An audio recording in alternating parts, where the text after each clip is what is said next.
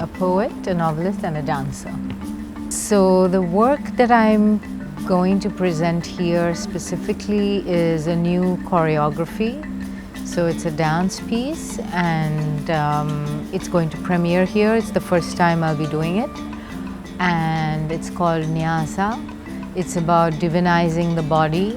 And I wanted to present it here because they are showing at this biennial the work of important choreographer and dancer from India who I worked with for many years, Chandralekha.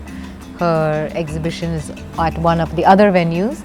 And so this is a piece that is in conversation with her work, and it's a kind of live embodiment and live presentation of a conversation that I've been having for many years with somebody who's now no longer here.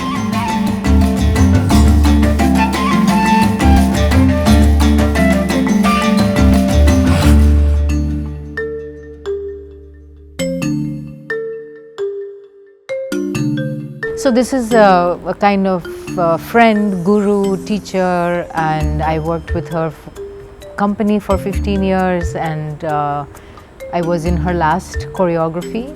So very much thinking about those things that I learned from her as a dancer, but a conversation and a tribute and an homage to some of those ideas and some of the work that she did.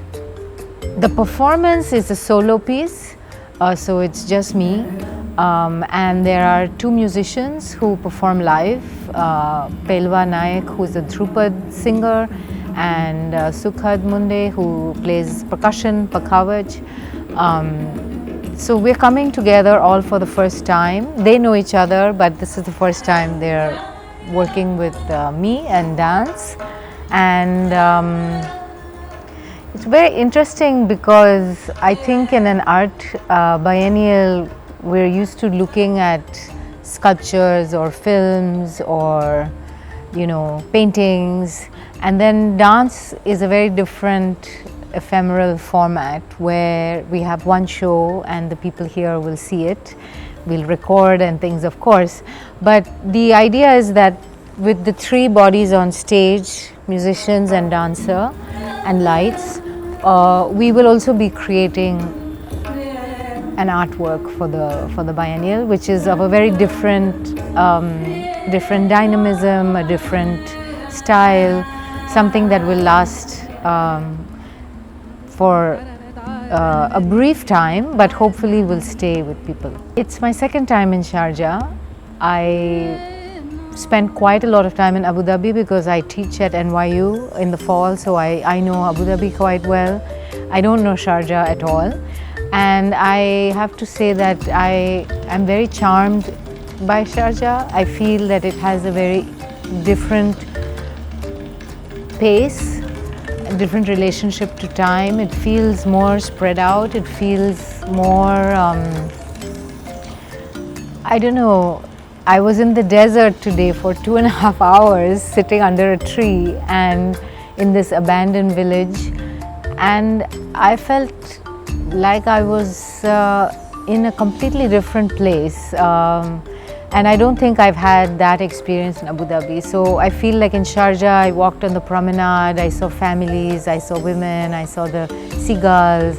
I've walked in the other direction, so I've done a lot of walking, which I like, and I feel that the city has a lot of public spaces, so it feels very spread out, and that I still have to discover it. But so far what I've seen, it's like little pockets and little neighborhoods that I've been enjoying the discovery of. I think it's really interesting to think of what does it mean to bring so many artists to a place, and how are they bringing their different energies to the place, and what really happens with these conversations, with these art pieces, which will be here for many months. So I guess I'm thinking about what does it mean to be here, what are the conversations I'm having, and how is my work responding to other things that I've seen.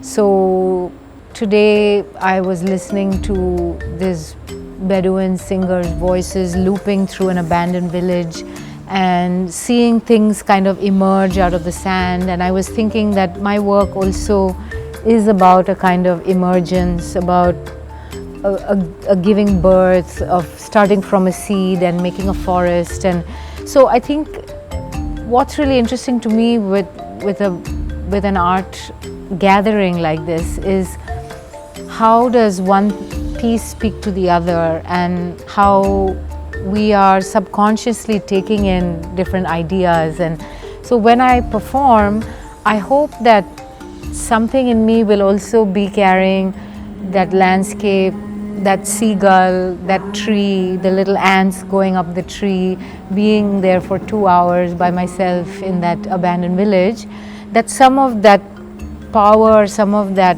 mystery will also come into the work. So I'm just thinking about how to harness all the impressions, which are like photographs in my head, into a piece which is movement and music, and to just put it one on top of the other in some way. And I don't know how I will do it, but I think it's in my head, and so it's in my body. So we'll see. So I spent 15 years of my life working on one dance piece called Sharira, which is the body in Sanskrit. And I spent, all these years, my whole body changing, the piece changing slightly, going very deep into one work. And then I stopped performing it, and I've been doing other things.